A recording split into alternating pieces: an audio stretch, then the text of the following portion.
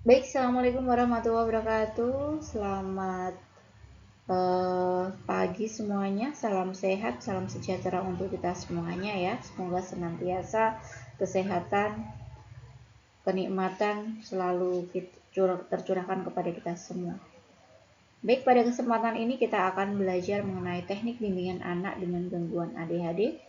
Seperti yang sudah tercantum di RPS, pada pertemuan ini kita membahas tentang teknik bimbingan anak dengan gangguan ADHD ya.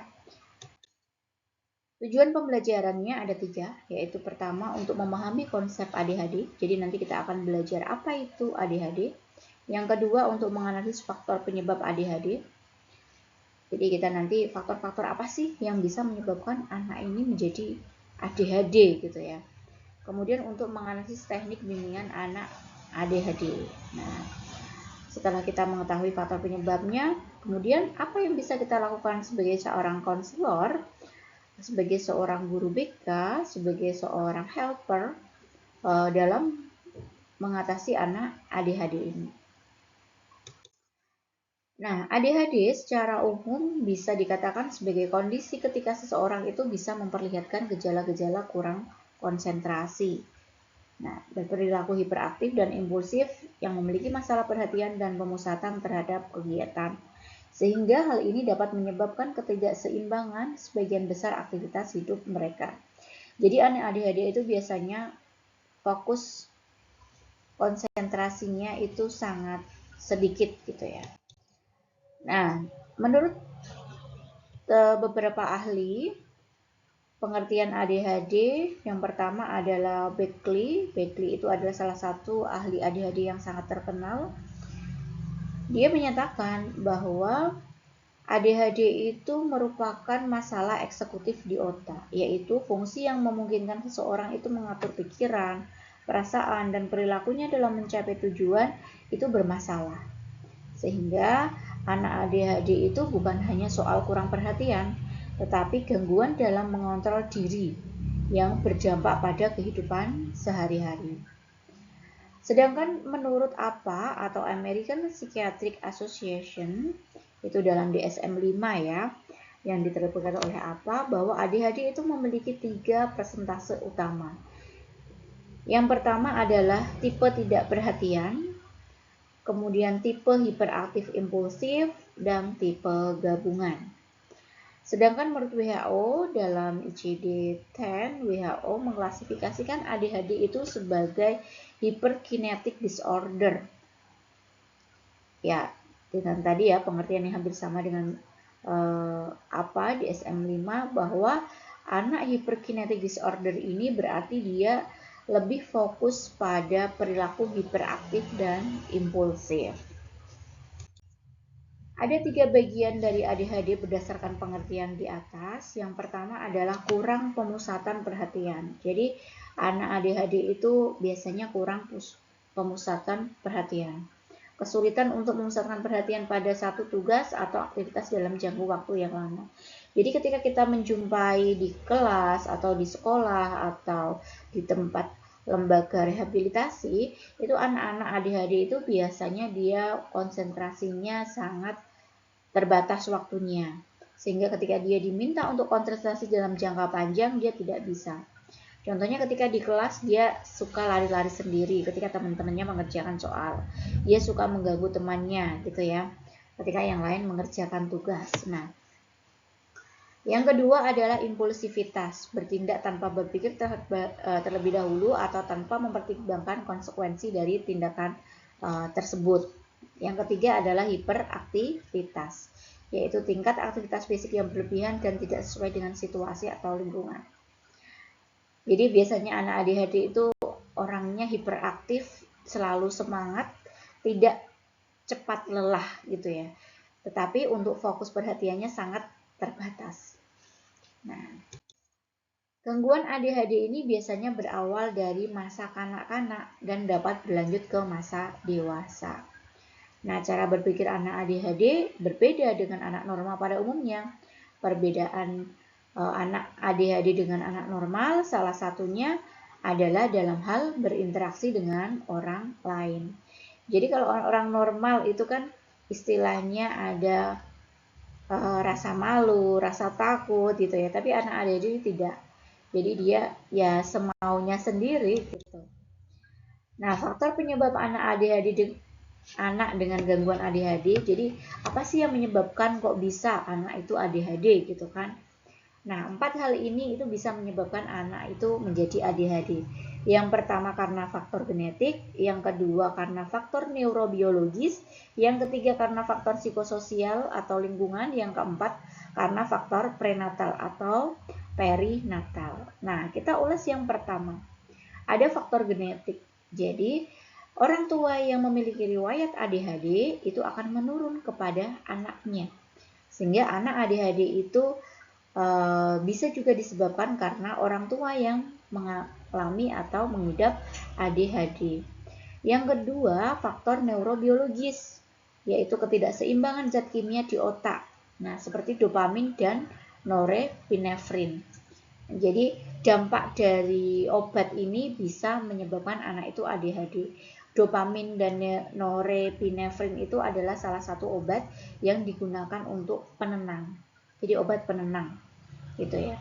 Sehingga obat ini bisa mempengaruhi struktur otak dan mempengaruhi kemampuan seseorang untuk fokus dan mengendalikan impuls. Yang ketiga adalah faktor psikososial atau lingkungan. Lingkungan yang penuh tekanan, lingkungan yang tidak banyak kasih sayang, lingkungan yang banyak konflik. Nah, itu bisa menyebabkan ADHD. Yang keempat adalah faktor prenatal atau perinatal. Kondisi selama kehamilan ya dan kelahiran.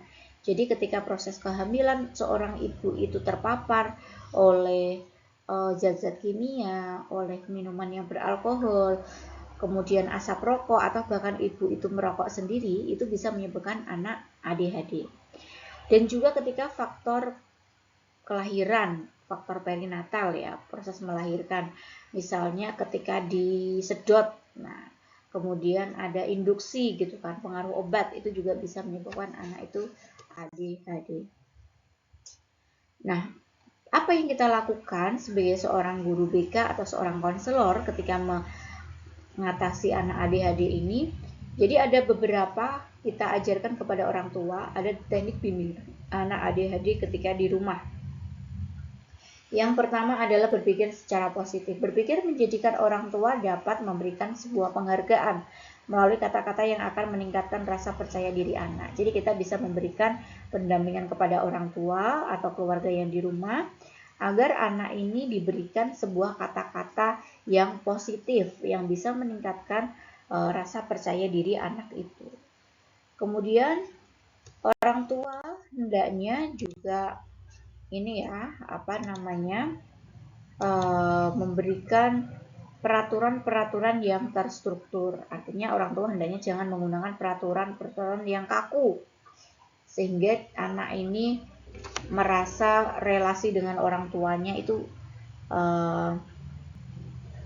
hanya sekedar perintah gitu ya, punya image yang negatif. Kemudian peraturan dan struktur yang ditetapkan bukanlah ditujukan pada anak ADHD secara langsung, tetapi hanya sebagai alat bantu. Nah, nanti ketika di sekolah, anak dengan gangguan ADHD ditempatkan di bangku dekat guru. Karena ketika anak ADHD ini sudah kehilangan konsentrasinya, sudah teralihkan fokusnya, itu bisa langsung diperhatikan oleh gurunya. Yang kedua adalah menghindari menempatkan anak di dekat jendela, pintu terbuka, gambar atau lukisan yang berwarna cerah.